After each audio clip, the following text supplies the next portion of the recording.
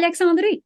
Bienvenue à cette deuxième rencontre d'une série de 4 rencontres bi-hebdomadaires qui portera sur les 7 gestes puissants intégrés à votre pédagogie pour placer l'élève au cœur de la réussite.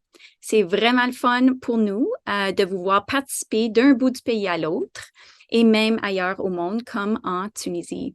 Je suis Alexandrie Mador, psychologue au CSC Nouvelon et je suis ici avec Michel Miner-Corriveau, professeur agrégé à l'École d'orthophonie de l'Université Laurentienne. Nous sommes accompagnés d'Una Malcolm, présidente de l'IDA Ontario, afin de nous appuyer en arrière-plan. Merci, Una. En tant que communauté, nous avons la responsabilité d'honorer, de soigner et de respecter tout ce que la création nous donne pour assurer notre survie. Cette terre non cédée, qui a été prise de force sans accord, continue d'être le foyer de tous les peuples autochtones, incluant les Inuits et toutes les personnes non autochtones qui s'y trouvent. Où que vous soyez, éparpillés à tous les endroits du globe ici réunis, je vous invite à réfléchir à notre responsabilité collective en guise de reconnaissance pour ce qui ne nous est que prêté. Cette reconnaissance nous rappelle nos responsabilités envers nos relations et les terres ancestrales sur lesquelles nous apprenons, partageons et vivons. On vous encourage de demeurer avec nous jusqu'à la fin de notre heure ensemble, puisque nous ferons un tirage pour plusieurs prix. En tout premier, une personne gagnera un sac rempli de trésors alphagraphes. Une personne gagnera une inscription gratuite au cours de fondements essentiels à l'enseignement de la lecture et de l'écriture, qui sera prêt à la fin octobre. En plus, nous avons 3 sacs à dîner avec isolation thermique. Nous portons du rouge aujourd'hui, afin de souligner Mark It Red, la célébration canadienne officielle du mois de sensibilisation à la dyslexie. Pourquoi rouge? La dyslexie est un trouble d'apprentissage héréditaire qui rend difficile la lecture et l'écriture et l'orthographe. Le stylo rouge de l'enseignant peut donc être un rappel constant du manque de soutien nécessaire pour que les enfants réussissent.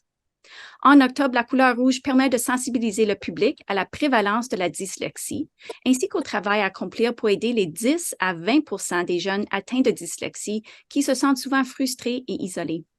Pour en savoir plus et pour obtenir des ressources comme celle-ci, consultez le site dyslexiacanada.org. Cette infographie figure dans vos documents d'appui.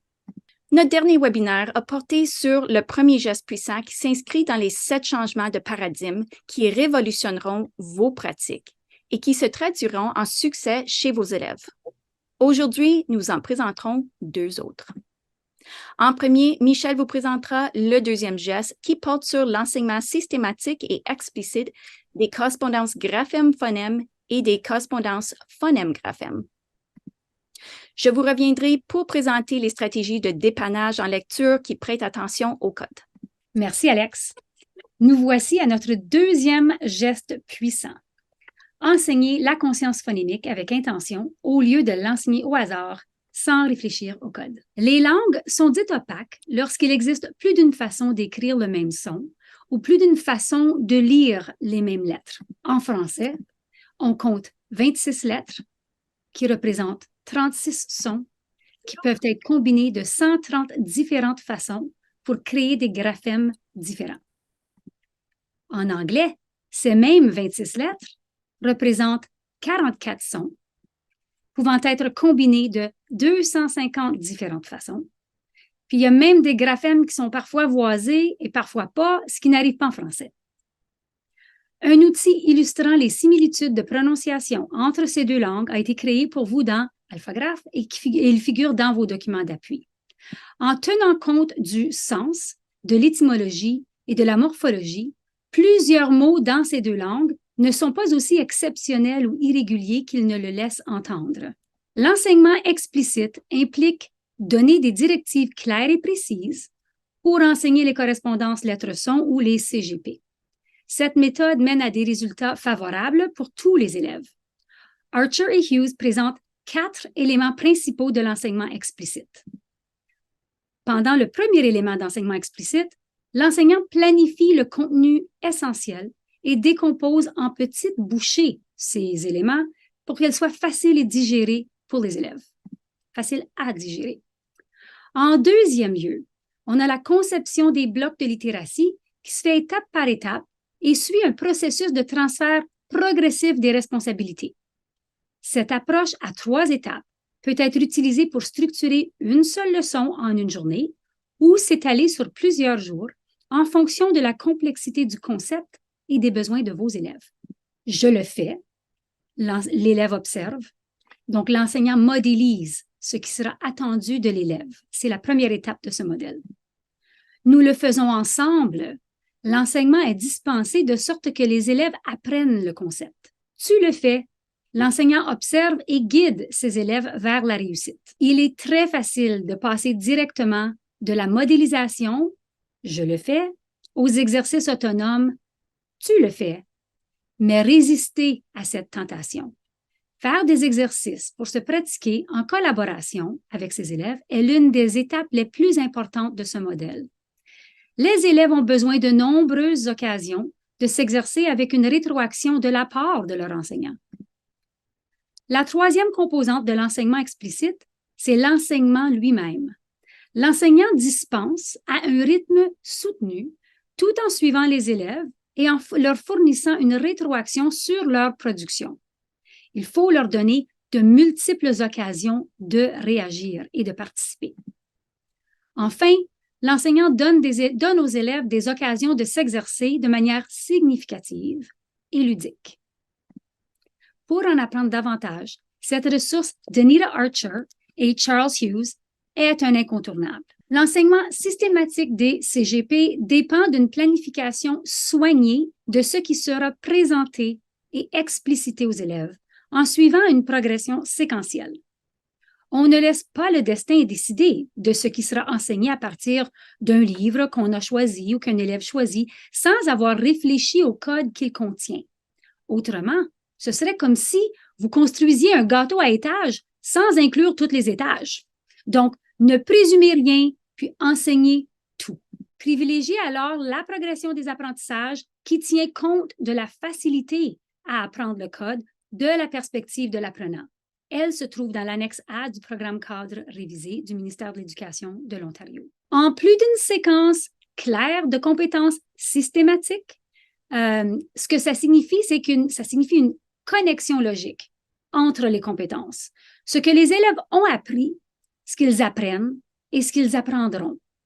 Au lieu d'enseigner une série de leçons isolées sur des compétences distinctes, les leçons doivent s'appuyer les unes sur les autres pour construire les savoirs.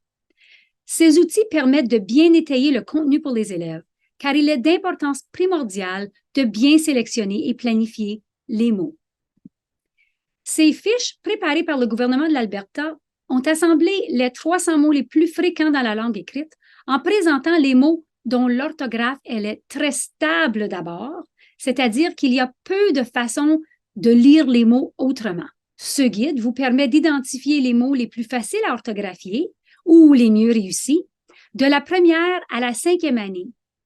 Un seuil de 10 indique que le mot est facile à orthographier, alors qu'un seuil de 1 signifie que le mot est difficile à orthographier. Choisissez soigneusement les mots afin que tous vos élèves puissent réussir.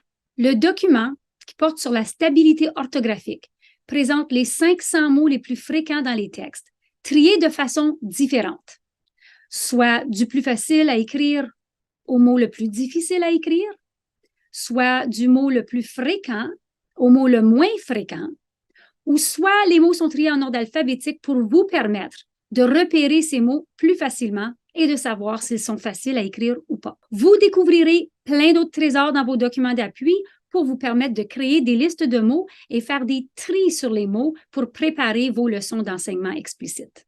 En s'inspirant de Motes, vous pouvez voir les composantes d'une leçon explicite telle que proposée par Kamini.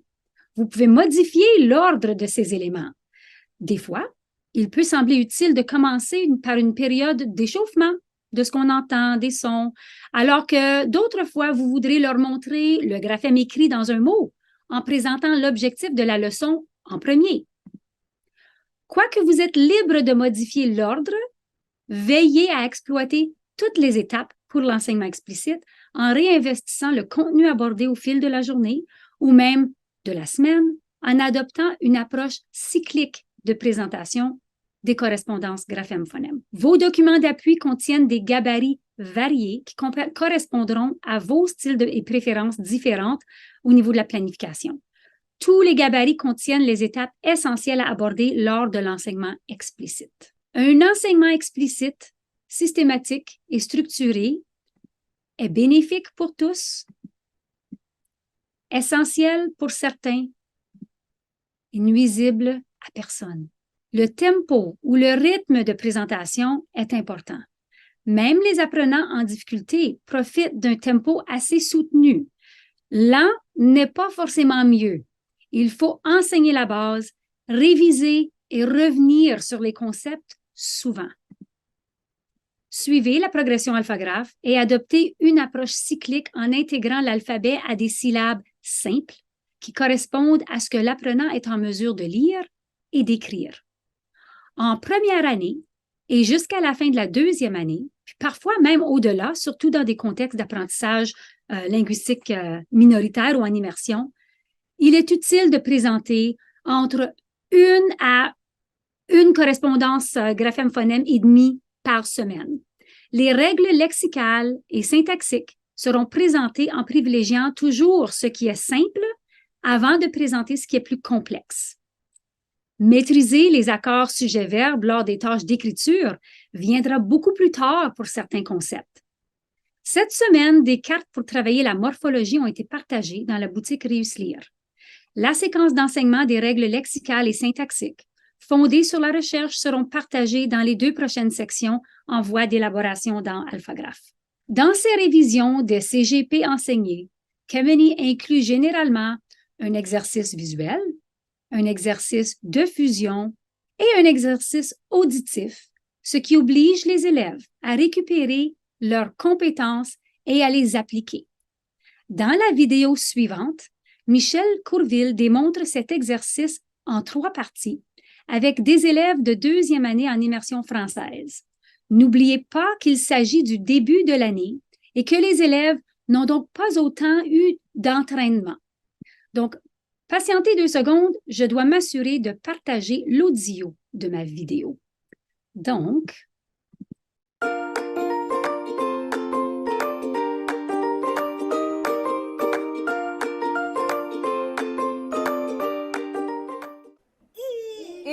très bien. O, I, A, I. Bravo. E, Très bien. I, Tu sais pas celui-là. OK. O, U. Oui. Il y a U et il y a OU. C'est différent. Ça, c'est OU. R. Wa. Très bien. Ça, c'est quoi, Aiden? Wa.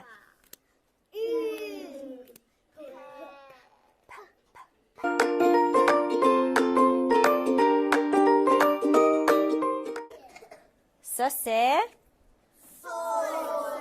sol. Très bien. Vol. Bol. Très bien. Ici? Bill. Oui, Bill. Vrai mot ou pas vrai mot? Pas un vrai mot. Ça, c'est? Fil. Un vrai mot ou pas un vrai mot?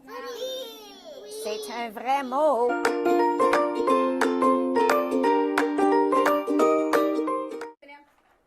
Le son est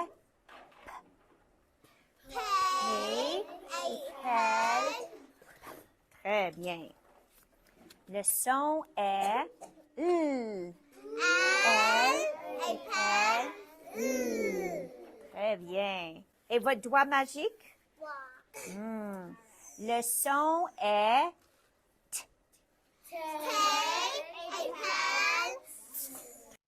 merci à Michel. J'adore voir son interaction avec les jeunes. Donc, personne n'aime entreprendre des tâches lorsqu'ils imaginent qu'elles sont trop complexes, même pas nous. Alors, si nous voulons que nos élèves développent une affection pour la langue, il faut cesser d'alimenter cette fausse idée que le français est complexe. français et l'anglais présentent autant de complexité l'une que l'autre, mais à des endroits différents. En démystifiant les complexités et en simplifiant le code, les élèves auront moins l'impression d'être voués à l'échec avant même de commencer à entreprendre les tâches. La meilleure façon d'y arriver, c'est de maîtriser le code vous-même afin que vous puissiez l'enseigner à vos élèves et les soutenir dans leurs apprentissages. Établissez alors une routine pour donner les dictées. Comme Kameni préconise une approche « show what you know », il faut préparer ses élèves en leur disant exactement ce qui sera attendu d'eux. Vous leur dites exactement les CGP qu'ils auront besoin pour la tâche et les mots que vous incluez ne contiennent que ces CGP au début, sans intégrer d'exceptions, d'irrégularités ou d'éléments non enseignés. Il ne s'agit pas de leur demander de mémoriser les mots de la semaine. Si on ne les piège pas, les élèves seront en mesure de réussir.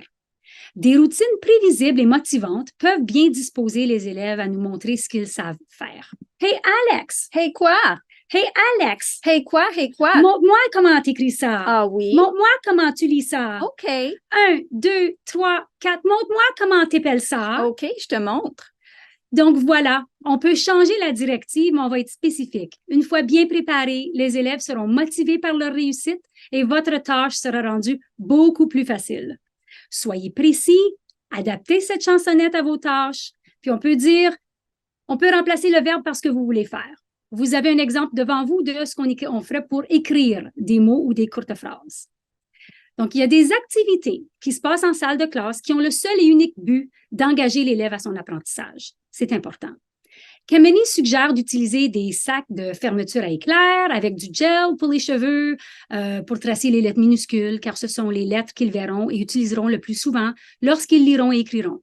Une ergothérapeute que je connaissais utilisait de la crème à raser et des grands rouleaux de papier sur lesquels les élèves traçaient des lettres.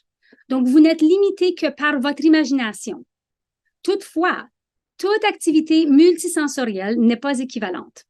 Les seules activités qui devraient être privilégiées pour enseigner le code doivent être directement reliées d'une façon ou d'une autre au code. Donc, colorier les lettres ou placer les élèves en rang dans la forme d'un L n'a rien à voir avec la correspondance graphème-phonème. L'idée des théories de multiples intelligences, comme celle de Gardner, est désuète. Donc, en réalité, chacun d'entre nous faisons appel à plusieurs styles d'apprentissage à différents moments. Donc, nous avons tous ces styles-là dans notre personne. Un exemple, c'est qu'une chanson s'apprend mal en lisant uniquement les paroles. Donc, il faut entendre la musique. Donc, si on est un apprenant visuel, voir la chanson, ça ne nous aide moins ou pas. En apprenant à faire du sport ou à maîtriser une danse ou des formes de taekwondo, il faut s'exercer à faire les gestes et les mouvements sur le terrain de jeu, car il ne suffira pas de lire les directives sur ce qui doit se passer sur papier. On doit entraîner la mémoire motrice. Donc, on apprendrait peu en regardant faire les autres à la longueur de journée. Pour reformuler les propos de Nira Archer, on n'apprend rien assis sur les gradins. Tout le monde fait tout. Ne vous fiez pas uniquement aux mains levées. Cherchez à rendre l'apprentissage plus interactif pour tous vos élèves. Archer recommande de viser 3 à 5 réponses par minute pour améliorer l'engagement des étudiants et les résultats d'apprentissage. Pour faire accroître l'engagement de vos élèves, vous pouvez leur demander d'utiliser des gestes ou des signaux de la main pour répondre aux questions que vous posez au groupe en entier. Ils peuvent montrer leurs réponses sur des tableaux blancs ou peuvent utiliser leurs doigts ou en vous montrant des cartes de réponse. Vous pouvez faire de la lecture inclusive, de passage, soit la lecture ou épeler en chœur. Donc, dans la vidéo qui suit, vous allez voir comment tous les élèves sont appelés à participer ensemble. Dans cet exercice intensif sur les voyelles, chaque élève place devant lui ou elle 5 petites tentes en ordre alphabétique. Ensuite, l'enseignante prononce un son, une syllabe ou un mot, et les élèves déterminent le son de la voyelle et le tiennent dans l'air ou le mettent de l'avant. Les élèves de la première et de la deuxième dans la classe de Mme Jessica Ortega ont eu la consigne de chercher un son dans une syllabe. Donc, lorsque je dis une syllabe, je te dirai le son que je cherche et tu me diras quelle voyelle représente ce son. Voyons ensemble cette vidéo.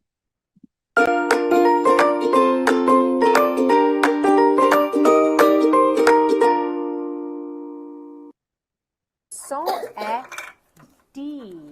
La voyelle est I. Le son est Va. La voyelle est A. Le son est V. La voyelle est I. Le son est Do. La voyelle est O. Alors, le geste 2 nous invite à continuer à faire des activités efficaces de travail, d'études sur les mots pour la mise en œuvre des compétences enseignées auparavant. Morphographe a été lancé. C'est un outil puissant dans vos enquêtes de mots. Puis le continuum des règles lexicales et syntaxiques axé sur des recherches sera disponible très prochainement. Abandonnez les approches d'enseignement aléatoires, laissées au hasard. Le code doit être enseigné et cet enseignement se planifie. Vos documents d'appui comprennent une liste exhaustive des pratiques à mettre de côté, gracieuseté de Dr. Stephanie Stoller. Cherchez à présenter le CGP en progressant toujours de ce qui est simple vers ce qui est plus complexe. Nous voilà rendus au geste puissant numéro 3 qui nous incite à enseigner des stratégies de dépannage à nos élèves à partir du code et non à partir de l'analyse de méprise, the 3 queuing system, tel que préconisé dans les anciennes grilles GB+. Geste 3 soutient la recommandation 27A du rapport sur le droit de lire de la Commission ontarienne des droits de la personne.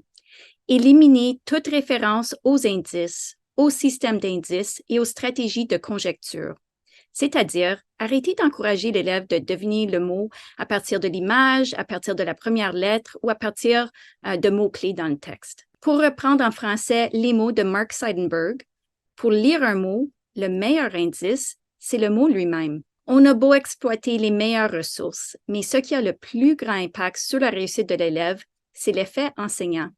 Vous faites toute la différence. Le succès de vos élèves dépend de la rétroaction corrective immédiate que vous leur donnerez et pour ça, vous devez être précis. Dites-leur ce qu'ils ont réussi à faire et donnez-leur du soutien pour les amener à surmonter ce qui les a mis au défi. Misez sur le texte. Indiquez à l'élève la partie du mot qu'il n'a pas entendu et donnez-lui le temps d'énoncer le son correct. Il est permis de lui fournir un indice verbal s'il ne se souvient pas. On peut dire par exemple, « Tu te souviens du son que fait la lettre S au début du mot? » Encouragez l'élève à fusionner les sons. S'il éprouve toujours des défis, revenez à l'étape 1 en prêtant attention à la partie du mot qui pose problème. Le signet « Guide de la rétroaction efficace en lecture » est disponible dans vos documents d'appui et dans la boutique Réussir. La prochaine vidéo de Michel Courville illustre bien ces 3 stratégies.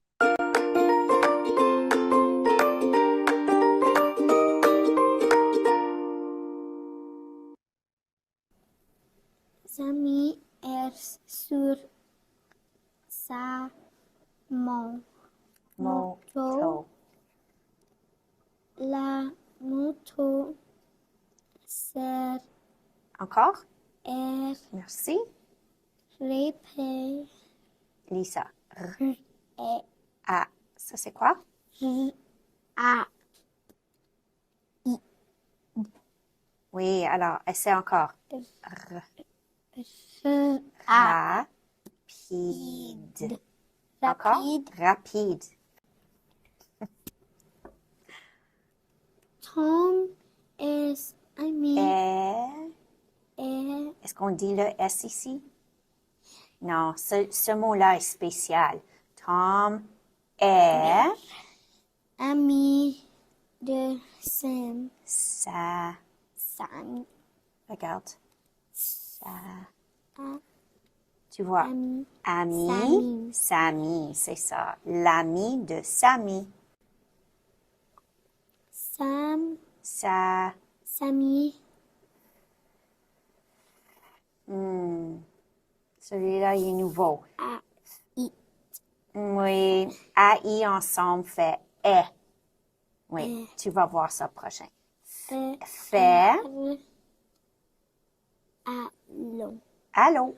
Samy, fait.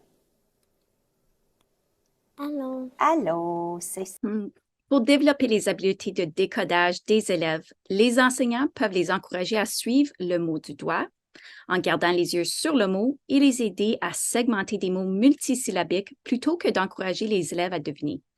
Les adultes à la maison peuvent être encouragés à faire de même. Voici un signet que vous pouvez envoyer à domicile. Nous allons également en préparer un en anglais pour les parents anglophones. Une astuce pour segmenter les mots multisyllabiques se situe sur ma chaîne YouTube où je modélise avec mon petit de maternelle comment décoder et encoder des mots plus longs lorsque toutes les règles n'ont pas encore été abordées.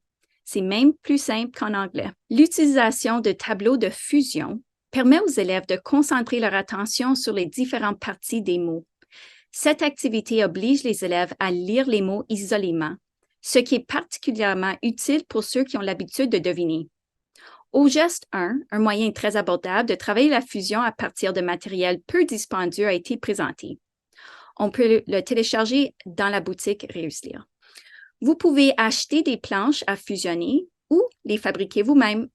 Vous pouvez également utiliser un cartable comme l'a fait Kim Lockhart, enseignante d'immersion à Limestone District School Board. Ou vous pouvez utiliser une version électronique. David Kilpatrick suggère d'utiliser des mots qui se ressemblent pour développer l'habitude mentale d'observer chaque lettre d'un mot. Vous pouvez utiliser les cartes fournies dans notre source intitulée « Les lettres miroirs » ainsi que les fiches de mots fréquents pour que les élèves s'exercent à ces capacités. Donnez aux élèves de nombreuses occasions d'épeler les mots et encouragez-les à dire les sons des mots lorsqu'ils les écrivent afin de consolider les correspondances entre les sons et les lettres. Par exemple, les élèves disent « l, a, k » en écrivant les lettres L-A-C. Rappelez-leur que leur bouche doit correspondre à la lettre qu'ils écrivent. En d'autres termes, ils doivent s'assurer qu'ils prononcent le son en même temps qu'ils écrivent les lettres correspondantes et non pas légèrement en retard ou en avance. Suivez une progression des apprentissages claire allant de ce qui est plus simple à plus complexe. Et on a aussi parlé de l'importance d'établir des routines. Alors, chanter, bouger. Aussi, déléguer progressivement les responsabilités. Je fais, nous faisons, tu fais. Aussi, utiliser des moyens engageants et interactifs. Donnez à tous vos élèves de nombreuses occasions de réagir et de montrer ce qu'ils savent faire. Alors, le geste 3 nous invite à continuer à fournir un appui aux élèves lorsqu'ils rencontrent un mot inconnu. On nous implore de cesser de recourir aux images et aux indices contextuels pour les mots et de viser à mettre l'accent sur le code lorsque les élèves lisent les mots. Oh, beau fouloir, Michel. La journée d'éveil du trouble développemental du langage, ou le TDL, est demain, le 20 octobre, et a comme but de sensibiliser les gens à ce trouble invisible qui est méconnu. Pendant cette journée, les personnes dans les écoles sont encouragées à porter du mauve et du jaune pour sensibiliser la population. Plusieurs icônes seront aussi illuminées dans ces couleurs cette nuit, dont la tour CN et les chutes Niagara. L'équipe d'orthophonie au CSC Nouvelon ont préparé des informations ainsi que cette super belle exposition de ce trouble qui affecte le niveau de l'expression verbale et la compréhension du langage, et ce, dans toutes les langues qu'une personne apprend. Donc, quelqu'un qui est bilingue va avoir de la difficulté tant en français, par exemple, qu'en anglais. Selon les recherches, une personne sur 14, en moyenne, 2 élèves dans une classe de 30 est atteinte d'un TDL. C'est aussi commun que la dyslexie et beaucoup plus commun que l'autisme. Le TDL entraîne des difficultés de lecture chez 50 à 70% des élèves. Pour en savoir plus, consultez la chaîne YouTube à Chantal Maillé-Crittenden, professeure agrégée à l'école d'orthophonie de l'Université Laurentienne, et vous trouverez plusieurs vidéos qui portent sur le TDL. Ceci nous amène à la fin de notre deuxième séance. Revenez jeudi, le 2 novembre, pour notre prochaine séance où nous examinerons les gestes puissants 4 et 5.